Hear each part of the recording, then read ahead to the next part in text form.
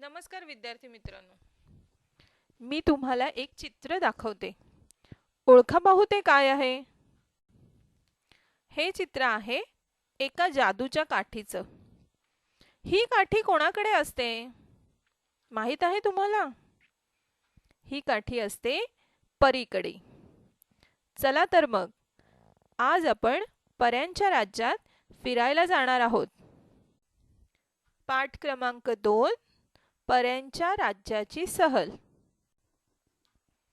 संध्याकाळी चंदा खेळून झाल्यावर आपल्या घरी जात होती. तेवढ्यात तिला झुडपांच्या मागे एक चमकणारी वस्तू दिसली. चमकणारी म्हणजे ब्राईट. जवळ जाऊन तिने बघितले तर काय, ती एक जादूची काठी होती. जादूची काठी म्हणजे मॅजिक स्टिक.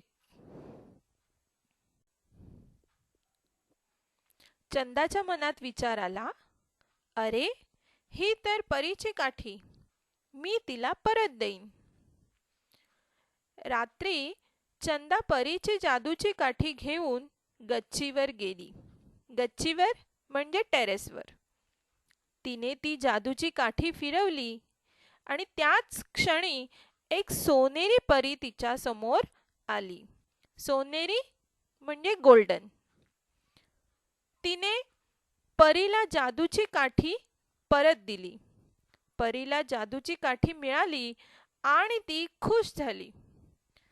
तिने चंदाला विचारले, तुला काय हवं आहे?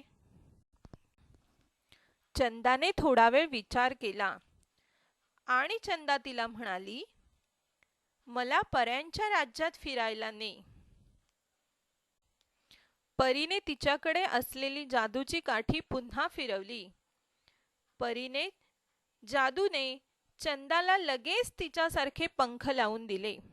पंख, विंग्स. परीसारखे स्वतःला लावलेले पंख बघून चंदा खूप खुश झाली आणि चंदा परीबरोबर पऱ्यांच्या राज्यात फिरायला गेली. पऱ्यांच्या राज्यात चंदा येऊन पोहोचली.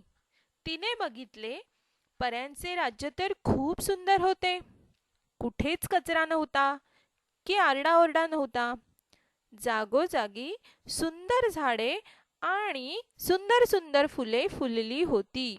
सुंदर, ब्युटिफुल. ते सुंदर पऱ्यांचे जग बघून चंदाच्या मनात विचार आला, आमची पृथ्वी अशी सुंदर का नाही? पऱ्यांचे जग फिरता फिरता सकाळ झाली. परीने तिला म्हटले, चंदा, चल आता घरी जाऊया. चंदा परीबरोबर पृथ्वीवर आली. पृथ्वीवर येताना तिच्या मनात सारखा एकच विचार येत होता, आपली पृथ्वी पऱ्यांच्या राज्यासारखी सुंदर बनवता येईल का? बघा मुलांनो, या पाठातून आपण अनेक गोष्टी शिकलो. त्या म्हणजे, एक, जी वस्तू आपली नाही ती आपल्याजवळ न ठेवता ती ज्याची असेल त्याला आपण ती परत केली पाहिजे. जसे चंदाकडे परीची काठी होती, पण ती चंदाची नव्हती, ती काठी होती परीची, म्हणून चंदाने तिला ती परत दिली. दुसरी गोष्ट, चंदाने जसे पऱ्यांचे सुंदर जग पाहिले त्याप्रमाणे आपणही आपली पृथ्वी सुंदर बनवू शकतो.